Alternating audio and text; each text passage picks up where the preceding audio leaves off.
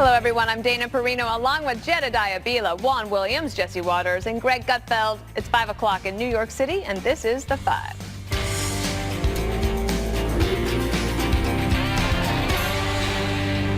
President Trump and Democrats set to collide on two key issues, the border wall and Obamacare. First, with the potential partial government shutdown looming just 4 days away, the White House and Democrats continue to clash over border spending.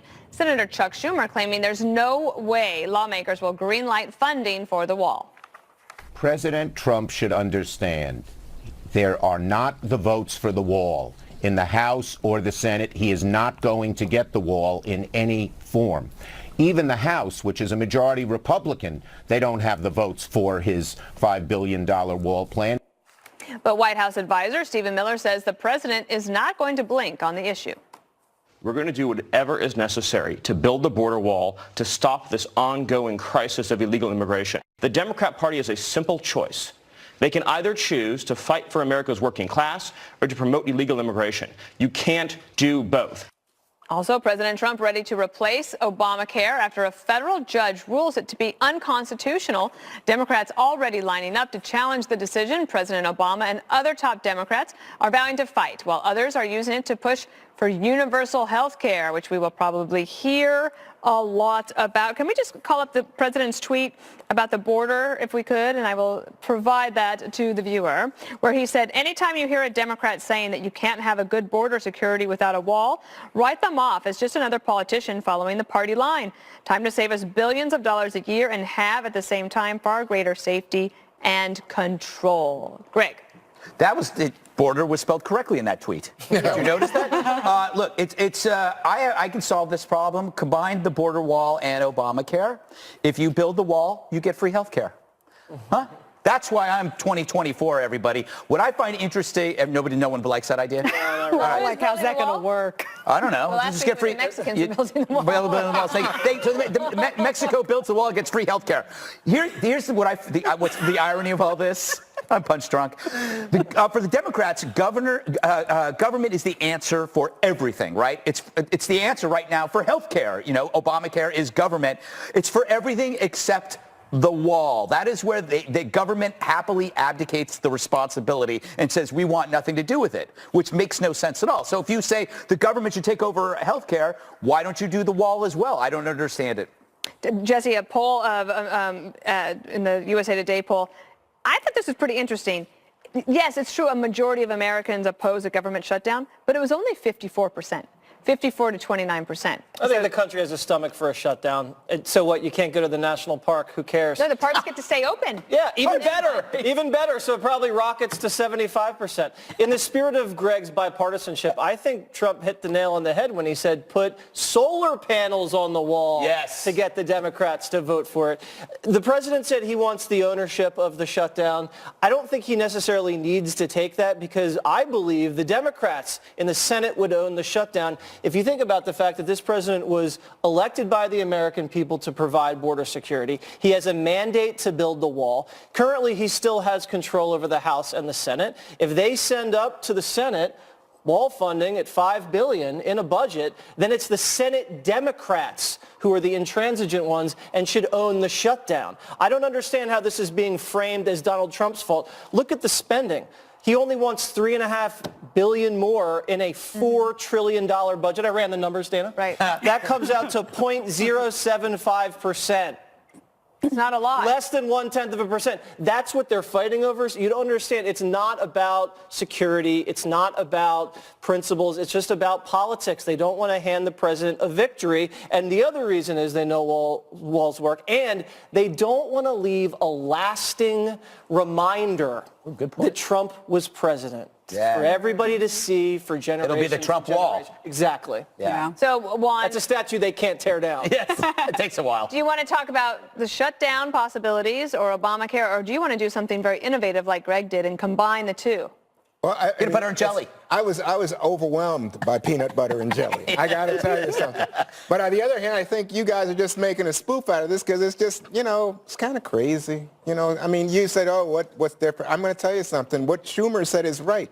He has the House and he has the Senate, but he doesn't have the votes. I don't believe Schumer. Oh, well, Why, I think they have why don't 51 the in House, there. Why doesn't the House vote, Jesse? They will. Oh, no. They're waiting for crunch time. Yeah, well, let me tell you, crunch time's going to come. Half of them won't even be there because a lot of the people who were defeated are just staying home. Yeah. So this is not a good situation for the president. And We'll see. Jesse, while you say, hey, you think the Democrats should take responsibility, let's go to the videotape. Yeah, I know. He did it. He said it. I agree. And so It's out Mitch there. McConnell, who's the Senate Majority Leader, has already said he doesn't want this. He's trying to figure it out because he doesn't want to buck the president. He wants to stay loyal to the president. He's on record as saying he wants wall funding. Yes, right. he is. You know what he's on record as saying? He wants Trump's support when he's up for re-election next year. And he'll get it. Yeah, fine. But he can't. But nobody in the Senate takes this seriously. In fact, what you heard from John Cornyn when he saw Trump take responsibility for the coming shutdown and say, oh, my God, what did he do? I can't believe I didn't Well, want to there's see no that. political The buck stops here. I guess he stole it from Truman. There was a lot of political pressure before the midterm with Republicans saying, don't say you're going to shut down the government before the midterms. But now that the midterms are over,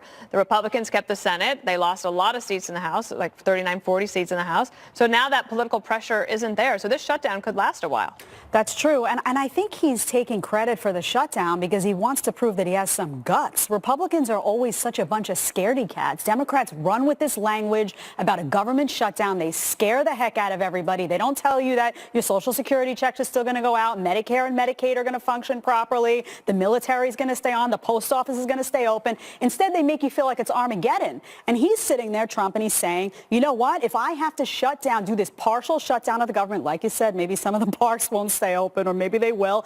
I'm going to do it because this issue of border security is that important. This is a humanitarian crisis going on the border. If no other Republican has the guts to say, I'm either going to get this done or I'm going to have to do a partial shutdown to show that I'm not kidding, he's willing to do it. And I commend him for that. I do think, though, that it shows these two issues that we're talking about. We're talking about Obamacare. We're talking about the border. I think it shows such a vast difference in terms of how the left and the right view the world that when Trump was optimistic about them coming together and saying, oh, on these issues, you know, I have a lot of Democratic friends. I think we can sit at the table.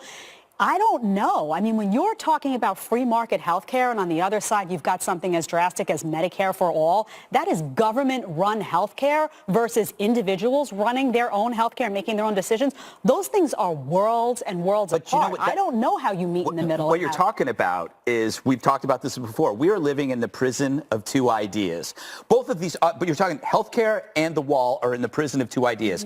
The Republicans, they like order, and Democrats, we like compassion. So they think that these can't be combined. So you're in a prison of two ideas. Then you look at Obamacare. Republicans say free market solution. The Democrats say compassion, government-centered solutions. Again, no one believes that they can come together, so you're in a prison of two ideas, when in fact, there is a solution in the middle. For each one of these things, it's going to, and for I think all of it, it's going to be solved by technology. Well, Somebody's going to figure it out. I've always said the wall is compassionate. It is. It's You have. compassionate You to the said it's- American worker, and it's compassionate for all these people coming up from Central America. That's they don't right. have to risk Your hair death. is the wall. Let me Thank just say- you. As is- Did you as is say his hair is the wall? His hair They is the should wall. send me to the border. Oh, my Yes, God. look at that. Oh, my God. You could I'll not tell get you through what. that one. Quite I'm sturdy, saying it's like a brick. It's like a brick house up there. Yeah, that's what we need down Is it there. the spray? Is it the hair? We can spray the wall. I don't disclose the product. Oh, okay. All No right. one can right, climb it. though. They slide right off. No, But I must say, wait a second, Republicans have been in charge, Greg, and they haven't been able to repeal and replace Obamacare, right? And Obamacare is now, this is unbelievable. That's why I said the solution- It is so popular with the it's not. American- It's like something that's just been hanging around to the point where people think, oh, it's still there. Let it stay. But I do think that technology, you're already seeing doctors doing basically FaceTime and Skype visits. This technology is going to solve this problem if we let it. You know And what your I point feel? about Make it cheaper. compassion is the key. You're right, because they twist that word. The left twists that word. Where the compassion? It's not compassionate to have a humanitarian crisis at the border. It's not compassionate to have healthcare costs rising for people that they can't afford and having them now have plans, having a program that was shoved down their throat with lies where they can't keep their plan, they can't keep their doctor. Government-run healthcare is not compassionate anywhere. That's why people flee those countries and come to the United I States see. for So in treatment. other words, people who are suffering from the opioid crisis and can't afford to get care or attention for medical, that's You would be able compassionate. to afford Just keep it going in that direction. you had that's not the competition in the Republicans doing that. marketplace, Oh, it you is would be able to Republicans. afford it. If you do away, by the way, you said Republicans like order. Yeah. What's going on if you do away with Obamacare right now is chaos in terms of our Competition. Well, healthcare here's the market. thing that You have everyone to have should competition. know is Creates that order. nothing is changing. So if you have Obamacare and you can don't keep- have to worry, at this point, everything's still. Maybe you can find the doctor If you like that you your lost. Obamacare, you can keep it. Can you go For back and now. find your old doctor? All right, we're going to move on. James Comey back on Capitol Hill today, and he's going after President Trump, Republicans, and even Fox News. What? We'll show you next. I didn't hear that.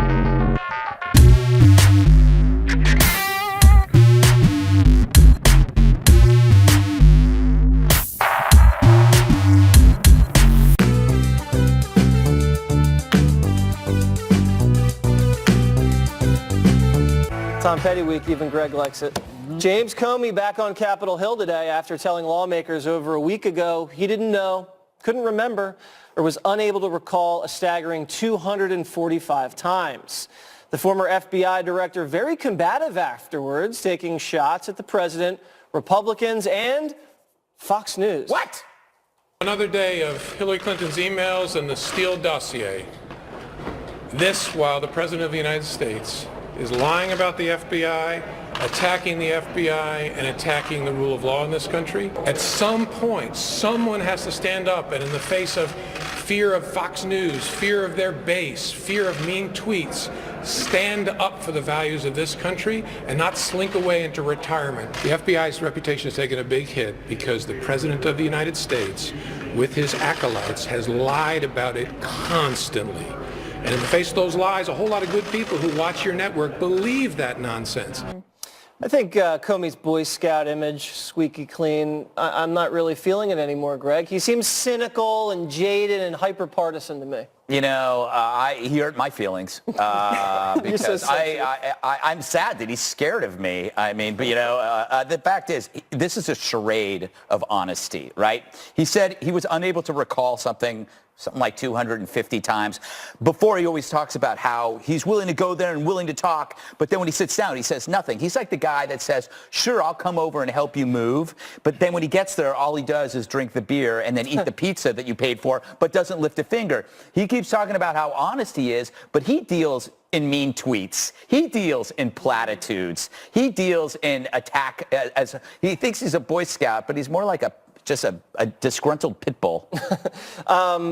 He also, Jedediah, talks about how the president's trying to destroy the reputation of the FBI. You know, the president feels like the FBI has wronged him, and there's been a lot of bad apples at the FBI that have resigned, been demoted, gotten in trouble for, lying and doing all sorts of really inappropriate things. So it's not all on the president. They've kind of, dug their own grave to some extent. This is the guy who withheld information from the FISA court, exonerated Hillary Clinton before he even interviewed her or her aides. He's a joke. I mean, he's the only person that I've seen up there that has less self-awareness than Hillary Clinton. He just has no sense that he comes off so antagonistic, takes no responsibility. The fact that when somebody asked him a question about the FBI, about whether he felt at all responsible for its reputation going south, and he just came flat out, nope, not me, immediately shifted blame to the president. It's outrageous. And also think about it. If a private citizen went into one of these forums and had to answer these questions and gave 200 plus versions of I don't know and I don't recall when they were involved in two enormous scandals under their role as leadership, that wouldn't fly. I don't understand how he gets away with just saying he doesn't remember and doesn't have to provide some answers as to why he withheld all this information with respect to the dossier, the fact that it was unverified, the fact that it was funded by the Hillary campaign. I mean, there's numerous questions that he's on the line for, and I think it's really interesting that he chooses to instead sound like he's running for president on the Democratic ticket and not provide adequate answers to people who have legitimate concerns. And Juan, I really dislike how he went after Fox News. How dare he attack the First Amendment in this country? Yeah, gee, I don't think anybody on Fox News pushes any of the president's agenda. We know your agenda, Juan. Oh, yeah. How about the truth? And here's the thing about what you guys are going after Comey, as if Comey is the villain in the story. I guess that means Trump is your hero. But to me, Comey is on target when he says they've been going after the FBI. They've been President Trump diminishes the FBI because he doesn't like what they've had to say. He also diminishes CIA, diminishes anybody who doesn't agree with President Trump. Duh. So you just learned this, that he criticizes people? Yeah, but I'm just saying, the FBI used to be Republicans stood Come up on, he's an for equal law and opportunity order. criticizer. No, I'm just saying. We get it. But why, and this is the second part of what Comey did today, he said the entire Republican establishment, both in the Senate and the House, have just basically laid down for Trump. He has run over. It's become not the Republican Party, the party of Trump. And Jim Comey says, hey, you need to stand up. That's why he said what he said about Fox News. I think you would have said the same. If we had a Rubio in the White House, you'd be saying, it's the party of Rubio. Because the media and the Democrats would have focused and said hateful things about Rubio for 2 years because he's so pro-life. President Bush had a tough time with the media. President Bush had a tough time with fellow Republicans at the time. Nobody said it was the party President, of Bush. President Obama had a real tough time with the media, right? Well, right now, there's a movie out. I think he called them There's a his movie base. out on Dick Cheney right now that is supposed to rip him to shreds and did a terrible job because they didn't rip him to shreds enough. So that tells you that no matter who you are, as long as you're Republican, the media, pop culture, Democrats are going to hate your guts. All right, tie it up for us, Dana. Okay, so Juan mentions, like Comey mentions the Republicans who aren't, speaking out and saying that the president is wrong. But what Democrats on the Hill actually said that Hillary was wrong about Benghazi? Or which Democrats came out and said that having a private email server was wrong?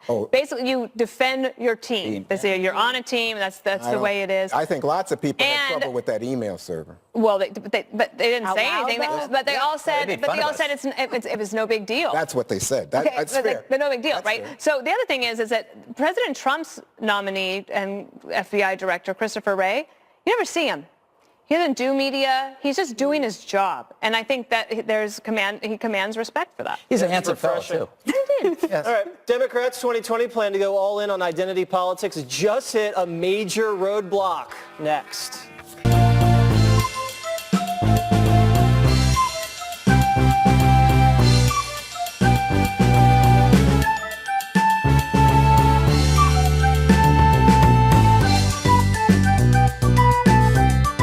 Joe Biden, Bernie Sanders, and Beto O'Rourke. They're the top Democratic contenders in a new 2020 Iowa poll. The trio besting Elizabeth Warren, Kamala Harris, and 20 other contenders among all caucus goers.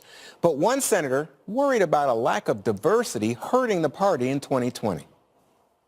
I aspire for our country to recognize the beauty of our diversity in some point in the future. And I hope someday we have a woman president. I love the fact that Barack Obama was our president for 8 years. I hope more people of color not only aspire and win the presidency, because that's what makes America so extraordinary, that we are all of that. We are everything. And I think a more inclusive America is a stronger America. Jedediah, what do you make of that? I mean, she drives me crazy, actually. Ever since her comments about Kavanaugh, she was so unhinged that I can't even look at her the same after that. I think it's interesting that Democrats only see your race, your age. They compartmentalize you all the time, and it doesn't work. I mean, if they knew anything about any of this, Bernie Sanders, they talk about age with Joe Biden, how maybe because he's too old, he needs somebody young on the ticket. Bernie Sanders is he's 77 years old right now. He did great with young people. He brought out more young people than anyone. Hillary Clinton ran a woman, thought that was going to do great with women. Women didn't go out and vote for her. They weren't inspired. She won women. Yeah, but not well. Not like what they thought she was going to do. I mean, there were so many women that didn't go out and vote with her, and so many women that opposed her. They thought they were going to do great with women because of her, and that's not how it worked out.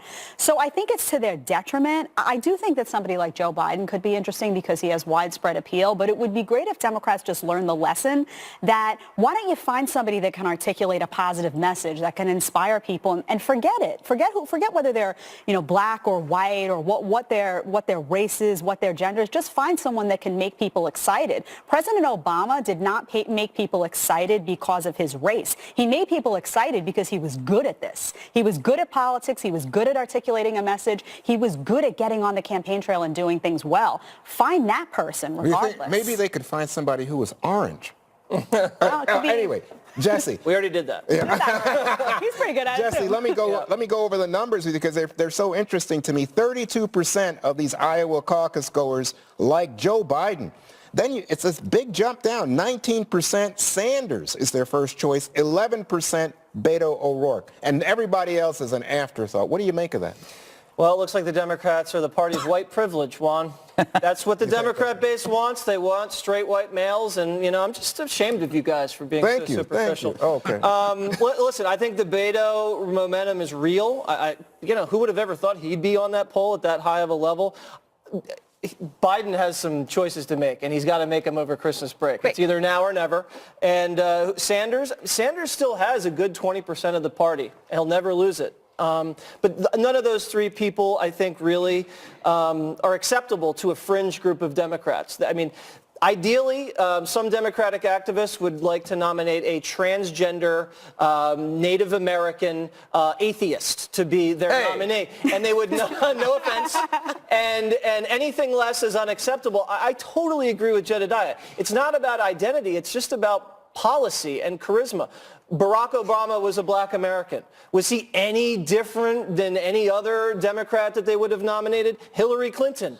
Policy-wise, would she be any different than any liberal Democrat? No. So it's not about your gender or your race. It's really about your inspiration level. By the way, Dana, I see here it says in May of 2007, John Edwards was leading this poll, right. And on the Republican side, Mitt Romney. So neither. So remember, so I think these polls at this point in time are solely about name ID. Yeah. So Joe Biden's got a 99% name ID issue, Right. so that's why he's at the top of this. So don't put too much other stock in it. But Beto O'Rourke, that he has enough name ID to get there at this point, I think is good. I'm going to quote an article, Jesse. I do recommend this. The New York Times, David Leonhardt, this morning writes a piece about. And he's a liberal, progressive type of economics guy. He says that Democrats stop it with the identity politics and the checklist.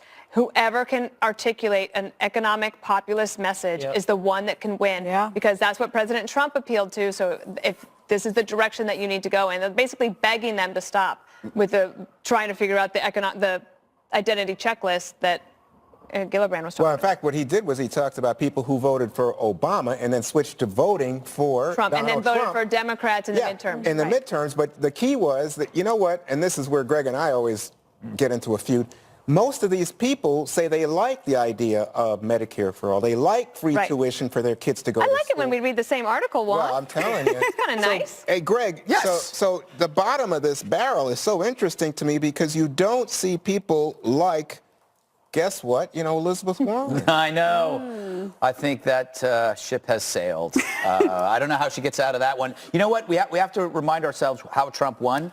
It was the contrast theory. It was, there was 17 alikes and one person who was different, right? So everybody kind of blended. And when did we see that? The first debate when Trump was up there and seemed so different from everybody else. Starting with the Rosie O'Donnell question, which was an answer no one had ever seen in a debate, which basically everybody. And then remember they asked about raising the hands? Would you say it was the same debate? It just immediately made him different. So this is what's going to happen, I think, with the Democratic Party. Is they're going to have 20 people, whatever, but there's going to be one person that is the most persuasive because they're different. And it may not be about ideology or policy. It just may be about persuasiveness, a person that is optimistic. And the optimism could come from bringing America back together after years of, they could say 4 years of division. But the other thing could be about compromise, because one of the reasons why women favor women as a candidate is because they believe they were more willing to compromise than men. That's according to Pew Research today, and I checked it out. So the fact is, the pendulum swing could be towards compromise and optimism for the party, but it's going to be somebody who stands out. And by the way, it still could be Bernie, because he still kind of stands out. He's very With that hair, he's no Jesse. Well, okay, what are you doing? But who's going to compete with Jesse on here? You saw what happened in the poll last week. All right. Is political correctness killing James Bond? Greg, that's a surprise. But Greg breaks down the 007 drinking controversy. That's when the 5 comes right back. Stay with us.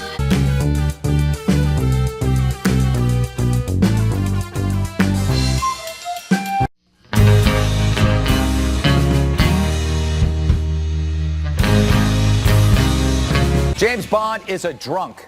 Yep, some British scientists sat through every single Bond movie in order to scold us about men who dare to drink. Turns out he has 4 per movie and then engages in risky behaviors. But guys, James Bond is a fictional character. He's not real. Someone made him up. What's next for you researchers? Condemn Porky Pig for perversion since he never wears pants? Or criticize the Hulk because he keeps destroying his? And while 4 drinks per movie does sound like a lot, with fiction, you got to remember time is different. A movie could take place over a month or a year. I once watched Love Actually, and it seemed like a lifetime. So saying Bond is a drunk for having 4 drinks in a 2-hour movie, that's like saying how awesome it is that we can get across the universe in a couple of hours, because that's how long the last Star Trek movie lasted. So what does this stupid study tell us? Well, that some scientists are starved for attention, which we just gave them, and that the gender cops of academia are spreading their wet blanket across any behavior they deem masculine, and that's what Bond was. So what exactly do these people want? A completely sanitized, politically correct James Bond. Well, the folks at the Greg Gutfeld Show have given you one. Take a look. This Christmas, Bond is back like you've never seen him before.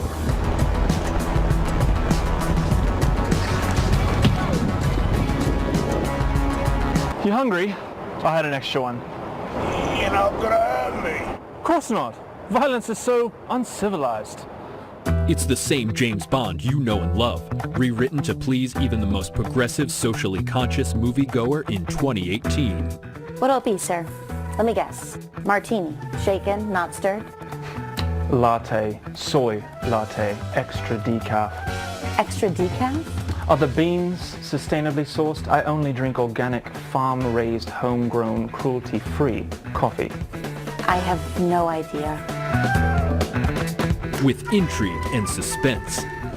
Your move, 007. Is it?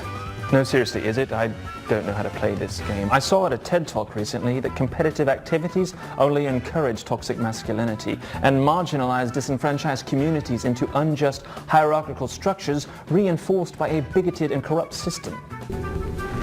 You're bluffing. What's a bluff? And it isn't a Bond film without seduction. Well, James, I've had a really lovely evening. Care to come inside? You know, I don't appreciate the heteronormative assumptions in your proposition. It's regressive anti-neo-feminist rhetoric like that that perpetuates a patriarchal society of oppression and gendered subjugation, not the least of which I care to contribute to. You could have just said no. So get ready for the most politically correct secret agent of all time. No guns, no gambling, no girls. It's James Bond in The Spy Who Consensually Agreed in Writing She Loved Me. You must be Q. It's LGBTQ now. But of course. All right. That's great. Yeah, Gene, he's born to play Bond, or the new Bond, I think. That was Gene Nelson, who works on the TV You show. have 4 drinks per movie, too. I do. When you're watching. When I'm watching, that is so true. Yeah. 4 drinks in 2 hours is a slow night. Yes, exactly. You know what's great? The title of this study. Yes. License to Swill. It was actually, you know what the message was? That it's the drinking that leads to questionable behavior of James Bond. Yeah, like fighting, Yes. gambling, Yes. Jumping on women, that kind of stuff. Yeah. I think he's just stressed from saving the world. Yes. I mean, you try to save the world sober. You need a cocktail. But also the fact is, Or 4. movies have a time span. I mean, this is like watching Forrest Gump and going, how did he live 30 years in 2 I hours? thought you've never seen that movie. I never have. But wait a second, what would you say if he was smoking? Oh, I would be okay with it. I'm okay. I'm okay with it. In Wait fact, a he used minute, to, wait a minute. he used to Have you smoke. noticed- Have you noticed they've stopped now smoking in a lot of movies because, and I think this is, you know, Yeah. I appreciate the model, but the serious part is you don't want to encourage people to drink and drive, for example. Right. Or you think smoking actually kills you. Yeah. Yeah, but Well, I people think so. don't. That's the assumption that people always make, that you're looking at movies and you're going to model your life Yes. after the fictional characters. Yeah. I mean, I like to see extreme behaviors in movies. That's what makes it interesting. Like Liam Neeson in Taken. Right. I mean, I don't believe that Liam Neeson would actually be able to do those things, but that's why it's Are entertaining. you sure, though? I don't know. Liam Neeson seems like a pretty tough guy. Maybe he could. Yeah. But they sanitize everything, even serial killers in movies. I love horror films. Now we got to psychoanalyze them. Oh, his relationship with his mother. I don't care Yes. about his relationship with his mother. I want to watch a horror movie. You want to see them? You want to see him hack I wanna people see to the bits? gore, yes. You want him covered in blood, wearing somebody's face, Yes, Dana. indeed. Well, you said the accent was dead on, according to your So husband. Peter, who's British, of course, he watched this and he said that Gene, your staffer, he said, That is an excellent British accent. Yeah. Very, very good. Your team does an amazing job. Yeah. Yeah, I mean, where's the Waters World staff? God, you guys have some serious talent on the Greg Gutfeld show. You are terrible. My God. Hello. Of course, Apologize there's to your Dion, staff. Dion Bayo right there, who has a Dion new making book a out, Blood in the cameo. Street. I mean, no offense to the Waters World staff. Just do a bang-up job. They are going to sabotage you in the next You year. wouldn't be able to tell. So bad. All right. A parrot ordering from Amazon and an inmate suing to smoke pot. I do that. Headlines that you won't believe are true next.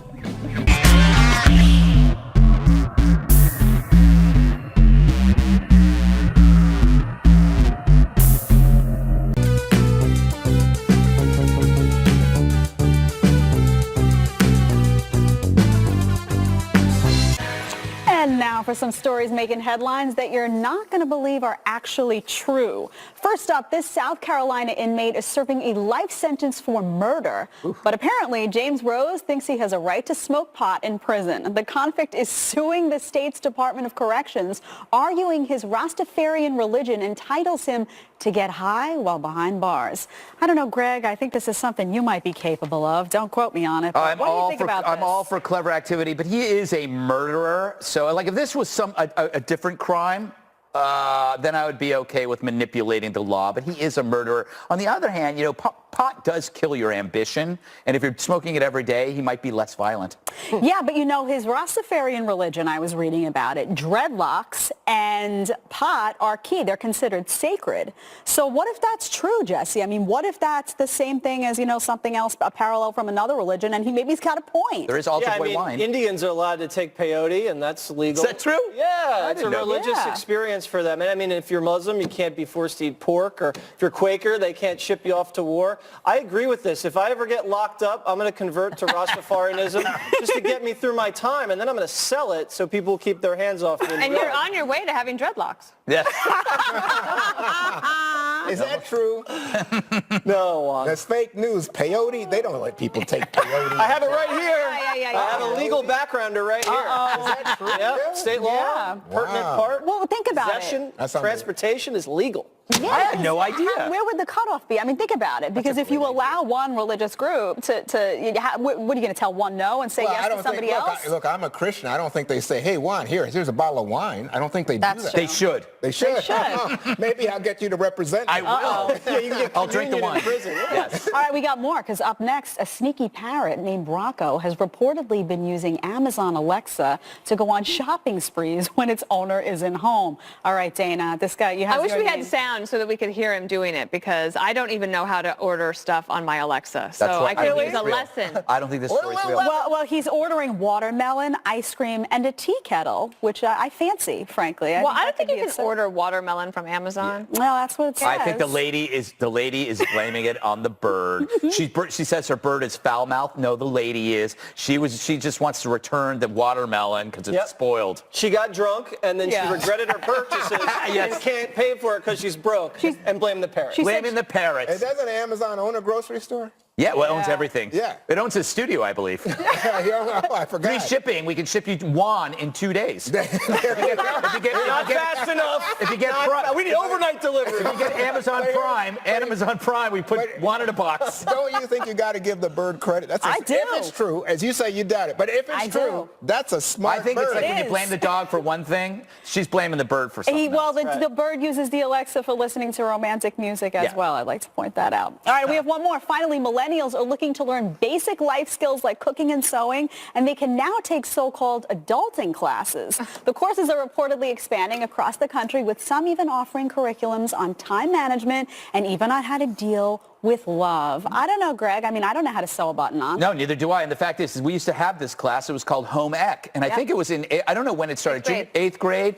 I don't know if the boys were in it when I was my age, but maybe it should, because I have absolutely no practical skills. I can't sew. I haven't changed a tire in probably 30 years. Same for me. I don't think I could. My wife dresses me practically. But what do you need to learn now when everything's on this? Like, what do you need to learn? You just look it up on YouTube. Yeah. I think, well, I think if one, that they are using adulting as a verb really. You got it. That's the And this is on the parents, right? If we can't make fun of them because Generation X are the parents of They're these trying. people. The part that angers people is that is the love section. They're learning, how to say I love you to somebody and how to navigate a relationship, and that I think you can blame on that phone. Yeah, I make a great professor in that university, right? Yeah, just here's what you do, kids. No, I mean, they're going to go after Trump University for fraud, but this place, adult university, gets off scot-free. I'd go after these people so hard. What are you going to put a turkey in the oven and put it to 450? Hey, hand over the tuition? It's a crock. You know, I'm really surprised at this because I thought you guys were going to say this is real life education and preparation. Your parents should have and taught then you you this think stuff. people like me, liberal arts educate, you're off there talking about philosophy and ideas. You don't know how to live in the world. That's what I thought you were going to say. I think this is good. I agree with you. I would go. I got to say, one of the things that struck me as I was growing up was I don't know how to buy a stock or sell a stock or look at the PE ratio. I wish somebody had taught you me. call a stockbroker and you say, here's my money. Yeah. That's like my wife. What do you make for dinner? Reservation. I like Jesse when he said Jesse still does it this way when he's doing the phone thing. Why? What do you His kids are going like, why does he do that? What are you on speaker? You just hit a button? No. You have the people just do this now. Yeah. Or they do this. I hate this. Oh, I don't like I don't like that either. Look, it's always I hate people at the airport that do that. It's from reality shows. They've been watching too many Keeping Up with the Kardashians or Real Housewives, and everybody talks like or this. how about Chaffetz coming towards me and he's talking? I think he's talking to me, you, but he's got these little things in his head. You know what though? How lucky that he was talking to somebody else. I'm lucky. The deep state is real. It's true though. A lot of skill sets are being lost. Maybe they'll send me to an adulting class. I'll come back and tell you what I learned. There you go. One more thing is coming up next.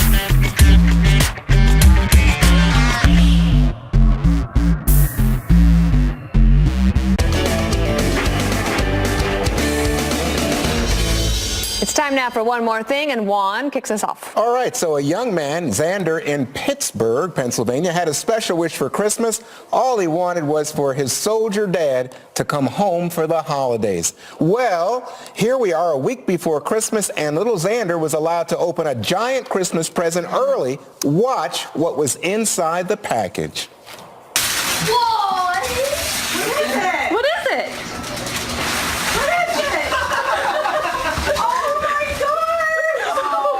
Yep, that's right. His dad made it home. Such a touching moment for the two and a happy holiday for sure to come. Thank you to all the men and women serving our country in the armed forces.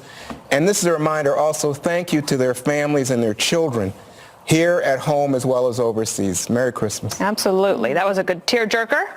Welcome home to you. All right, so they normally come down the chimney, but this time they're coming through the front door. This is Santa and Mrs. Claus. They're part of the Secret Sleigh Project. This is a group that organizes holiday visits for medically homebound children, and it's based in Fort Collins, Colorado. Of course, I love Colorado.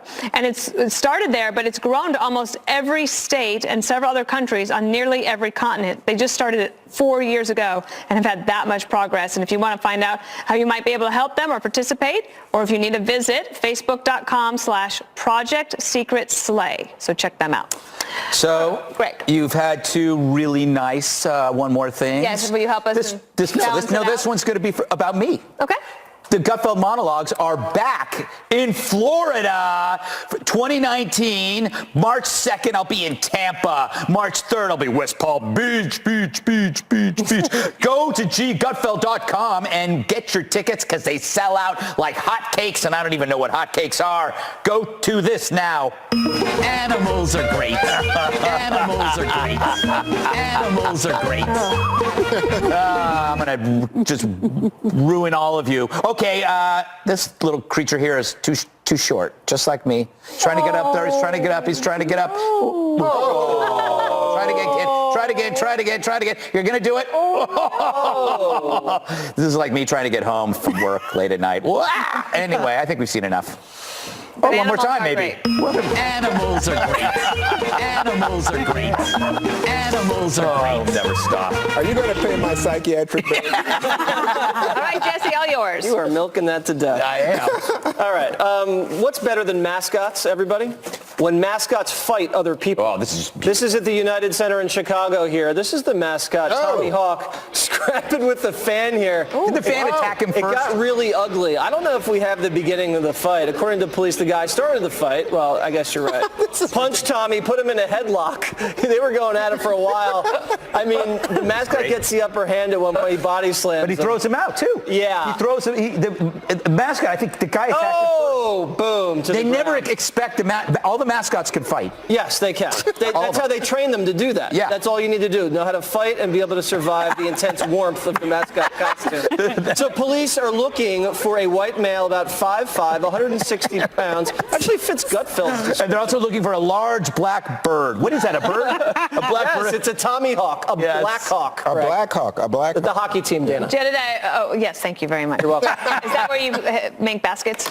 No, that would be the other sport. Jedediah, we have a whole minute for you. Go. Wow. Well, everyone that knows me knows that I love an animal in a costume. So, you're welcome, everyone. Over the weekend, San Diego celebrated its 13th annual Holiday Pet Parade. The owners and the pets come to the parade dressed in their little Santa costumes and all kinds of costumes. They come from all over the world, and they pick their favorite costumes and they promenade down. And look how beautiful. Puppies, kittens, amazing. Look at that, a tutu. My Emma has a tutu. I think That's perverted. Greg, you and I could sing. Yeah. Animals are great. Listen, it can pair well. Look, they made them into unicorns. You missed it. Yes, all kinds of costumes. That's It's beautiful. sacrilege. It's every year, and I think that we should go. Have you dressed up your Bring our puppy in an pets. outfit? No, you did say that if it's under 30 to put a little sweater on. I think Yeah, under you 30. got it. Is that the deal? I think that's all right. If they're all going to hell. DVRs never miss an episode of The Five. Special report is up next with the very lovely Shannon Bream. Great to see